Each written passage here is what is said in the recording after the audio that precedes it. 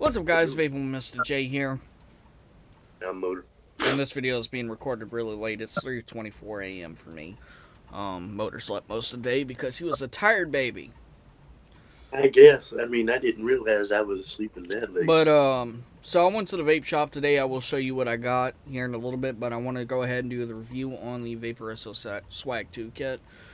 All right, so talking about the mod hits hard. It's the battery life on it's pretty fucking good with the coil head that's pre-installed in here, and I've gotten decent battery life out of a motor. Will even tell you that I've been using this thing straight for a week, That one? Yeah. and I absolutely love it. Um, so the mod feels nice in the hand. Now you can hold it in your left hand or your right hand like this, or you can hold it in your left hand like this. As me being a lefty, this is more comfortable to me. So the mod is comfortable in the hand. I do like comparing this to the iStick Pico. I do like where the wattage up and wattage down buttons are placed. Even with me just holding it like this, my finger rests on the wattage buttons, and it doesn't really move around too much. If I accidentally press it, sometimes it doesn't register, so that's good. Um, Battery venting on the bottom, typically what you would see with a mod like this. A battery venting is always going to be on the bottom. The the threads on the battery cap are actually buttery smooth, so no complaints there. And the price of this, I think this was $50 at the vape shop. I could be wrong. It was fairly cheap. Nice little kit. I like the pre-installed coil. It's reading 0.16 at the moment, and I got her firing at 60 watts. So yeah, sorry, I'm having a lot of burping issues. Been drinking, so yeah, nothing about that. I'll be fine. But firing her at 60 watts on a 0.16 ohm coil head, and just consumption's not that bad. I maybe have to refill like every fucking hour or so, but I don't have to fill up that much. Um, so talking about the tank, because I'll give the mod itself an 8.5. So talking about the tank, it's easy to take apart. I do like the top fill because top fill you just slide open instead of having a screw. And yeah, one interesting thing I noticed about the where the drip tip sits is you can actually unscrew this, and you can take this off, which I thought was pretty interesting. I don't know why that was designed like that, but it doesn't matter. You just got to be careful. So it's lefty loosey, righty tighty, so it's not reverse threaded. Um, Coil head, because it's a 0.15 ohm coil head, reads about 1.6.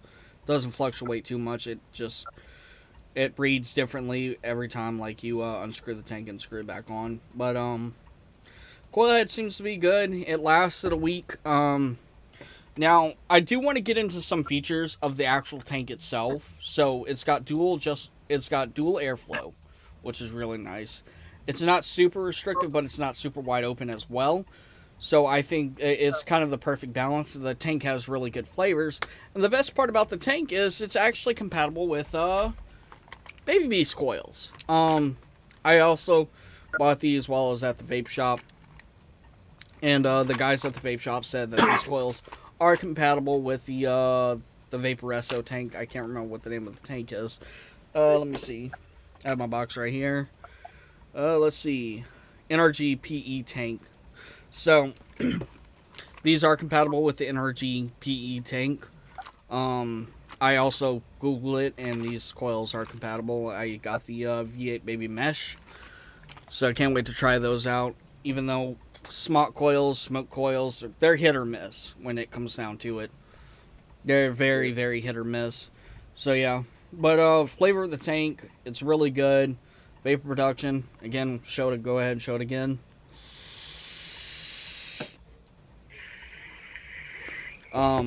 Vapor production is nice. It's not like a TFV8 or a TFV16. It's nothing like that, but it's a good little starter kit overall.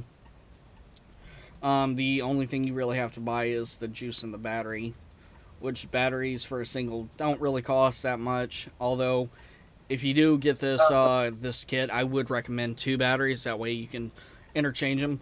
Also, another thing, when it comes to external battery mods, always pick up a dedicated charger, which I will talk about the charger I've been using for the past week in my room, or the past 2 weeks actually, that I use in my room, which is not quite 2 weeks yet because the 2-week mark hasn't hit. It's going to be later on today, but I'll still go ahead and talk about it because I didn't talk about it last week. But I would recommend picking up at least a 2-bay charger. You can even get away with a 1-bay and have your batteries in rotation. So when one's died, you have a fully charged one. You can put that one on the charger, and they go back and forth with it. Yeah. But overall, the kit is nice. The tank is nice. I really like the tank. The coil head's good. There's not much I can say about it. I honestly would give the tank about a 6.5. It is a small tank, and it does have a little juice capacity. But with the wattage that you're running this coil at, you're not really going to run into many issues with it. As far as juice usage goes. Let me see what the resistance of these coils are. So these are 0.15. So these are equivalent to that. That's a mesh. These are mesh. So we'll see how these coils hold up. I'm actually going to, after this tank, I'm going to change coils because this one's pretty much on its last leg. And yeah. Alright, so the charger I've been using, the HomeTech Homeschool. What do I think of it? Well, I think it's an absolute fantastic charger. I have a micro USB cable running into a 2 amp power box or charging box or power brick, whatever you want to call it, and that's been absolutely fine. Charges batteries really, really quick, and I have no complaints with it. $20, little pricey. But if you're in need of a charger and your vape shop has it, I would go ahead and pick it up. It does, however, it does come with a cable, but it does not come with a power brick. So you're going to have to source one of those, buy one at Walmart or something. So yeah. But other than that, the charger's been great. I've had no complaints with it. It's got a red LED for charging and a green LED for fully charged. And, yeah, so honestly, I would rate the, charger 7.5. Taking off a 0.5 points because of the price, $20 for a 2-bay charger. Yeah. But, 7.5 solid. It's not going to change. It's been a good charger. Unless it breaks with under a year, then maybe the rating will change and I'll come back and do another review on it. But as far as it stands, it's a 7.5. Alright, so as most of you guys know, I've been a big fan of the Lost Vape Orion series. I have the Lost Vape Orion Original with the DNA 40 Go chip. I have the Lost Vape Orion Q. And now, I got this guy, the Orion Plus. Now, this is different from the other 2 Orions because this one, instead of using a pod coil, this actually uses a coil head. Now, it's not in the box because I do have the lanyard on it, and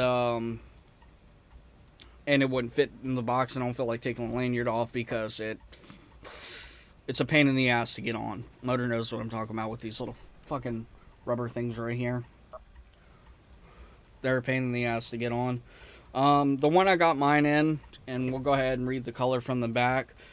Silver Ocean Scallop. So this is what it looks like.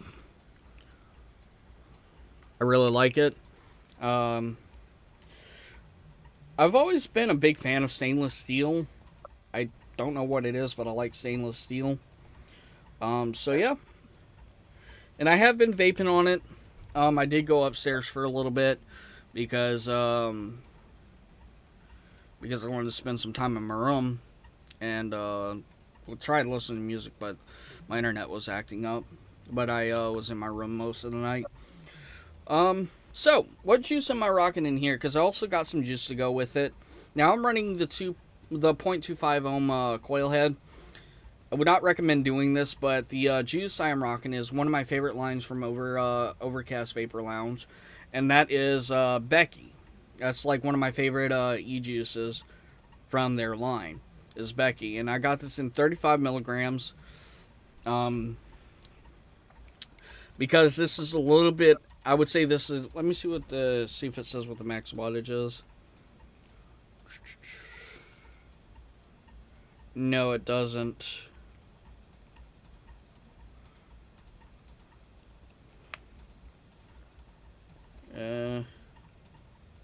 But it does have 5 power levels compared to the, let's go ahead and get the original Orion out, because I have them all by me because I was showing my grandmother.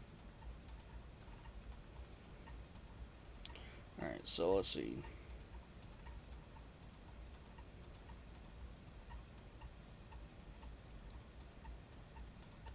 It's dead.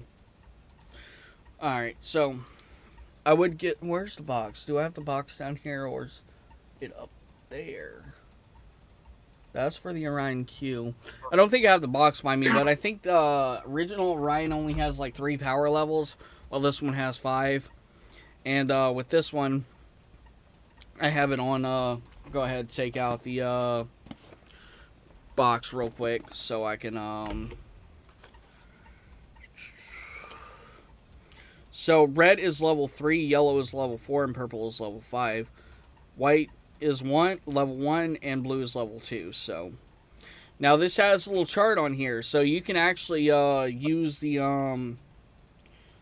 refillable pods with this device as well, which is pretty cool. Now with the Orion DNA Go refillable pods, you can use level 1 and level 2 for both the 0.25 and the 0.5 ohm pods. But they specifically state red, yellow, and purple is not recommended. So just be aware of that. But you can actually use with the 0.5 ohm coil head and the 0.25 ohm coil head, you can use all 5 levels. So, all right. So we're gonna go ahead review this juice, even though I reviewed this before. But we're gonna go ahead and review the Nick Salt form of it, because that's what this is.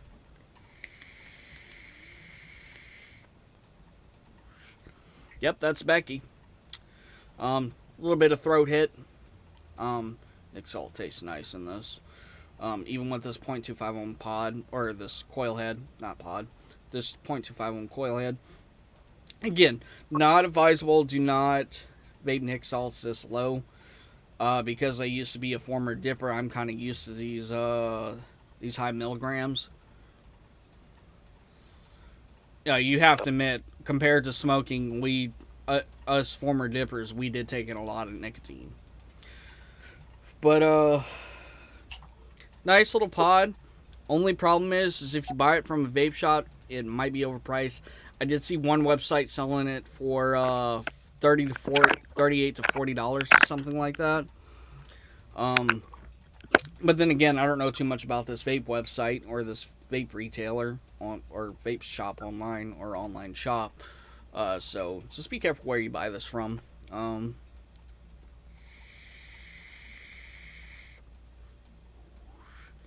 But the DNA chip that's in here hits really, really fucking hard for a pod. I would recommend this if your budget could allow it, if you can get it in your budget. It is $70 for me, so it's a little on the higher end of the spectrum. But yeah. Alright, so what do I think of Becky? Well, I think it's a really good juice, even in Nick Salt form.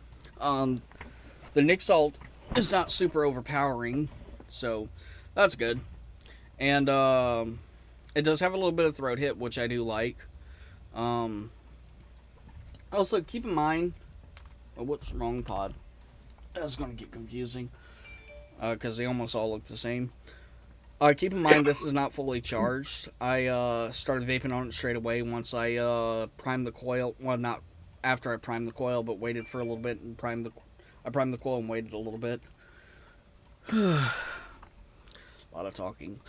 Um, but it's not fully charged. But it does, even with being at the red level of battery life, it hits hard.